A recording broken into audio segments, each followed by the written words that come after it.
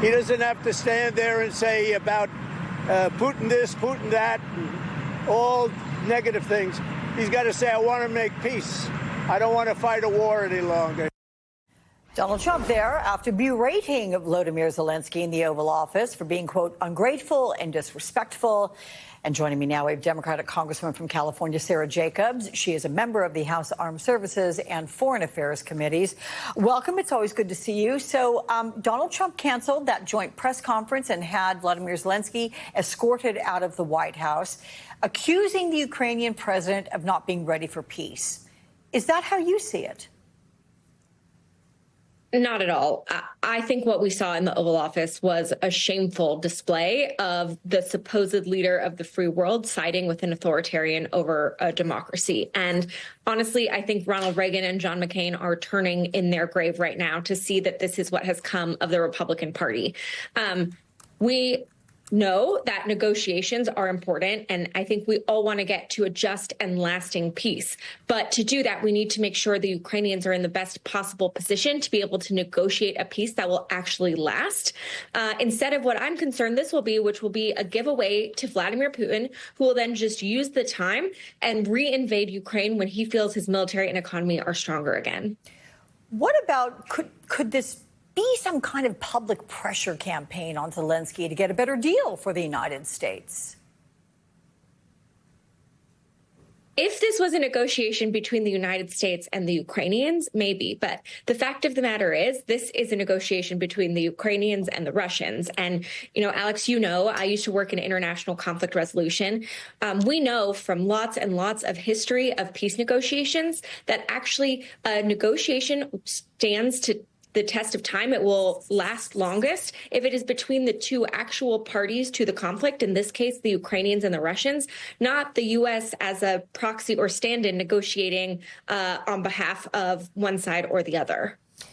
So some of your Republican colleagues who had hoped for a better meeting and improved relations with Kyiv, they are now publicly scolding Zelensky. Here is Senator Lindsey Graham 2 weeks ago and then after yesterday's meeting. Listen up. I want to tell you and your people, you're the ally I've been hoping for all my life.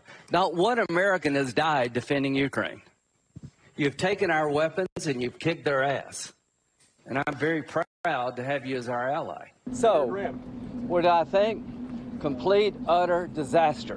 What I saw in the Oval Office was disrespectful, and I don't know if we can ever do business with Zelensky again.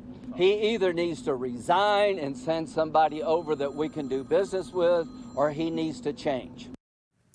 Well, what a difference 2 weeks makes. I'm curious how a Republican shift could shift the support for Ukraine, swaying it, you know, ultimately the outcome of a peace deal. You know, it's so interesting because it's these very same Republicans that were hammering President Biden because they didn't feel like we were giving Ukraine enough support fast enough. And now, as soon as President Trump pulls this, their tune is suddenly changing. And so I think this is incredibly in bad faith. I think it's clear that Republicans are more worried about Donald Trump than about standing up for our values and freedom and democracy around the world. And I think it's really problematic. And I think what we're going to see is that Trump sells out, gives Putin everything he wants, and then we're left holding the bag in a few years when Putin reinvades again, just stronger this time. I was going to ask, does this potentially tip European countries toward actual military conflict with Russia?